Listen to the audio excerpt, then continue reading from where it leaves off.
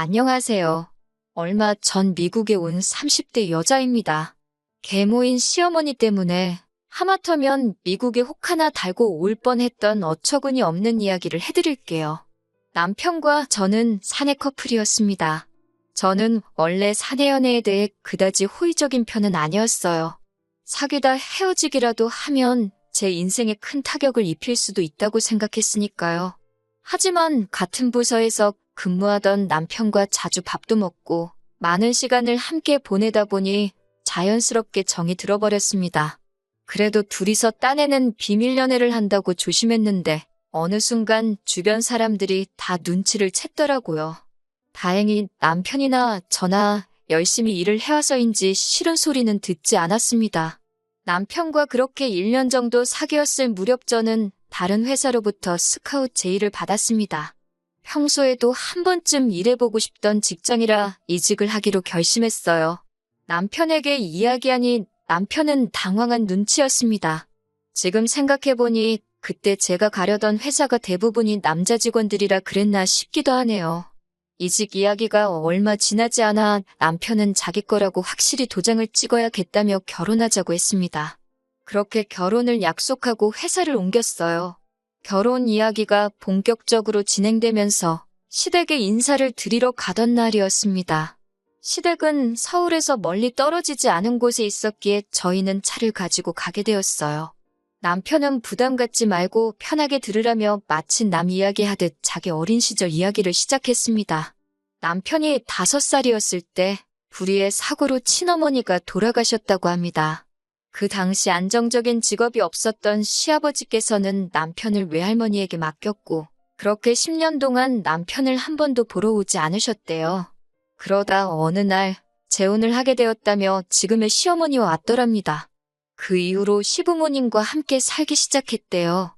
그리고 얼마 지나지 않아 두 분 사이에서 여동생이 태어났는데 그게 바로 제 시누이입니다. 그런 이유로 자기한테 나이 차이가 많이 나는 여동생이 있는 거라며 혹시 궁금해할까봐 말해주는 거라고 하더라고요.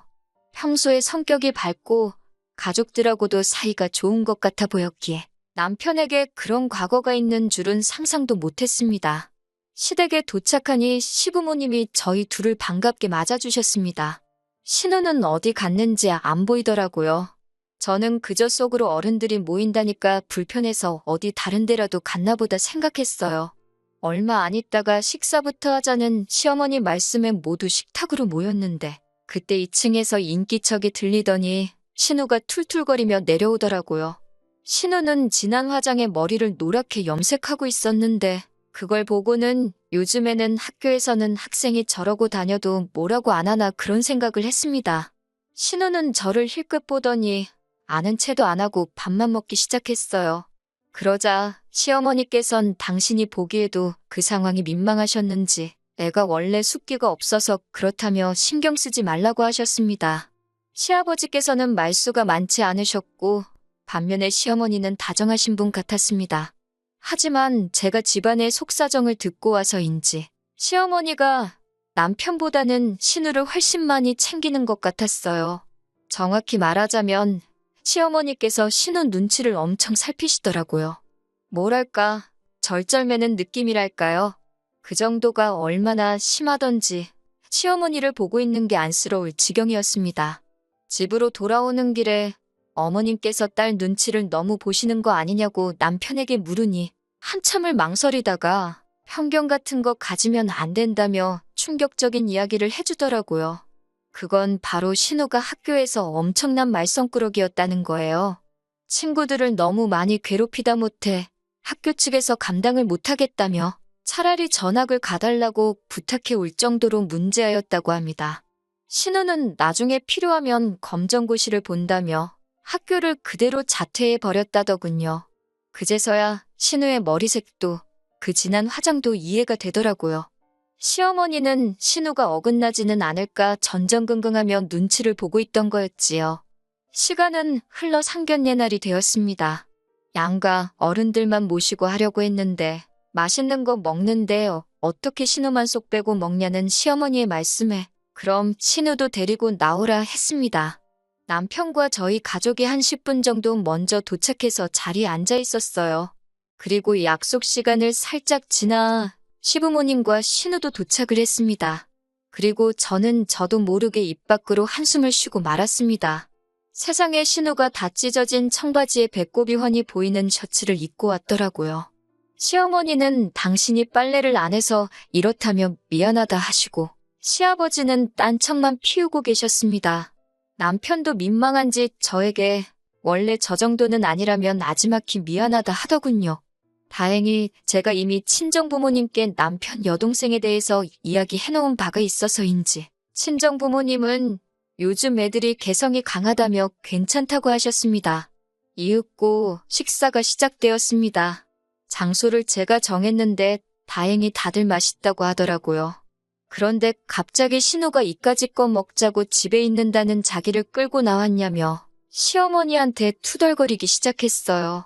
너무 버릇없는 행동을 보여서 제가 남편을 툭 치며 한마디 하라고 했습니다. 그런데 남편은 모르는 척만 하더라고요. 보다 못한 제가 그래도 기왕 나왔으니까 기분 풀라고 한마디 했어요.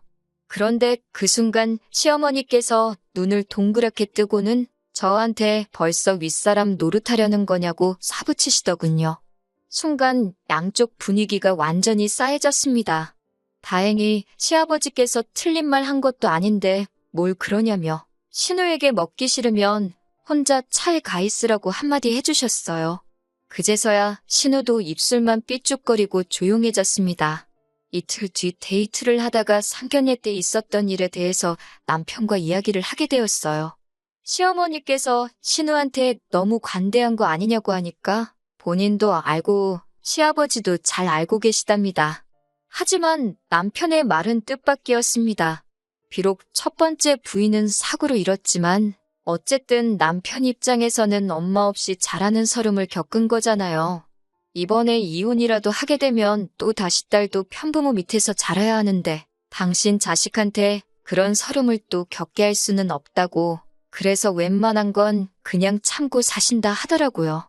남편도 시아버지의 그런 뜻을 알기에 웬만하면 시어머니랑 부딪히지 않으려고 한다고 했습니다. 그 이야기를 들으니 상견례 자리에서 남편이 나서지 않았던 것이 좀 이해가 되더라고요. 그리고 얼마 뒤 저는 시아버지께 생각지도 못한 연락을 받았습니다. 저희 회사 근처로 오신다면 남편과 셋이 밥이나 함께 하자고 하시더라고요. 무슨 일로 부르시는 건지 전혀 짐작조차 안 돼서 정말 긴장이 많이 됐어요. 고깃집에서 만났는데 시아버지는 먹고 싶은 건 다 시키라고 하셨습니다.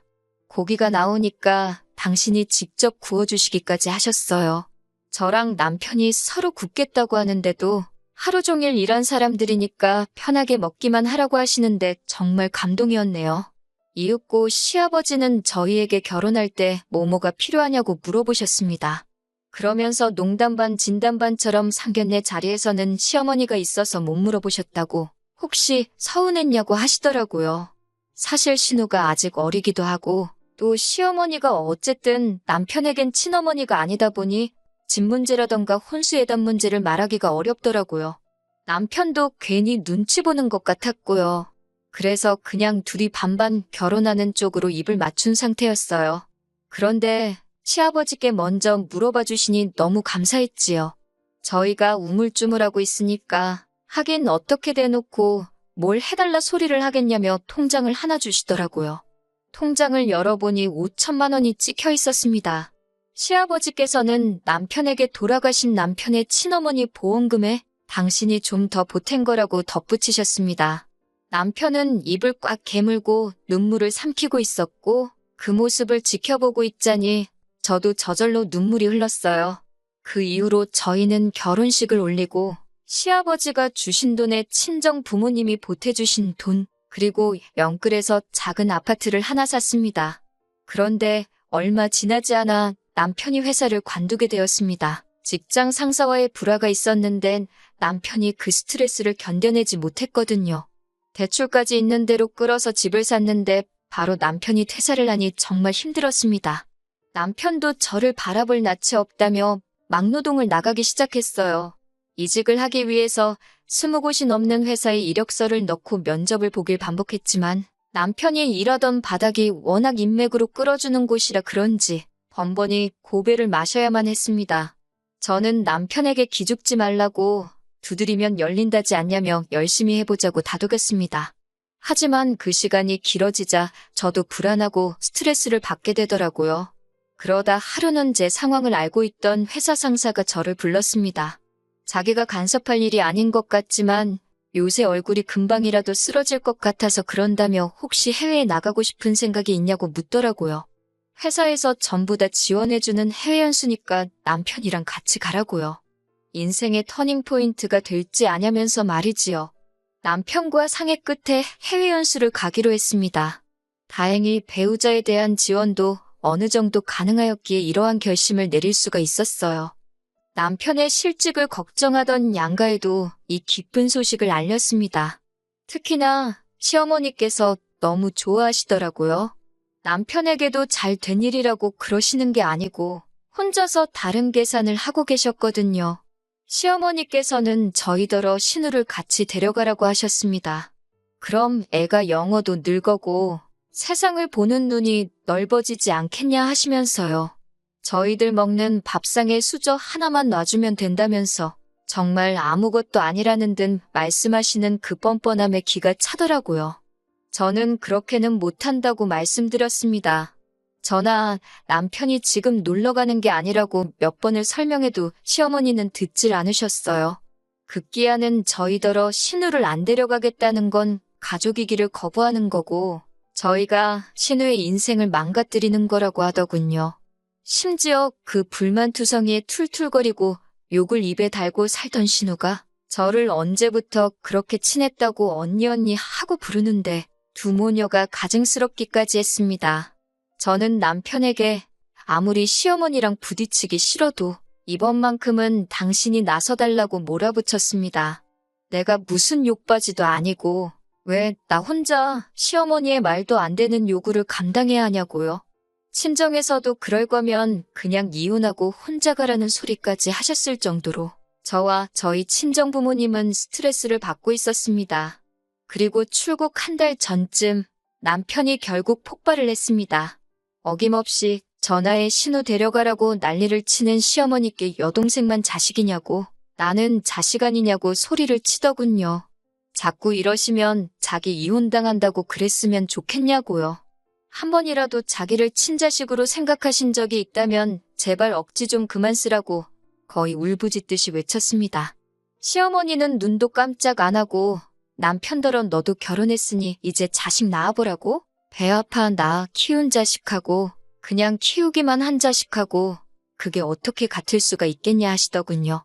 옆에서 듣고 있던 저는 정말 심장이 쿵하고 내려앉는 기분이었습니다.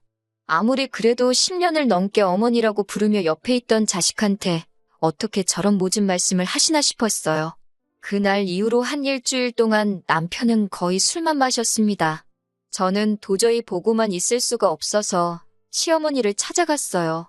시댁에 가니 시어머니가 저를 개보듯 닭보듯 하시더군요. 잘못했다고 사과하려고 왔냐고 물으시길래 제가 뭘 잘못했냐고 받아쳤습니다. 시아버지는 저에게 그게 무슨 말버릇이냐며 오냐오냐 하니까 어른 무서운 줄 모르냐고 호통을 치셨어요. 문득 시아버지가 지금 이 상황을 정확히 알고 계신 건지 궁금했습니다.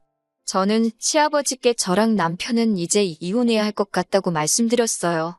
그러자 시아버지께서 눈이 동그래지시더니 어디 감히 이혼 소리를 하나며 말버릇 지적한 걸로 잔소리 들었다고 이혼한다고 하는 거냐며 호통을 치시더라고요.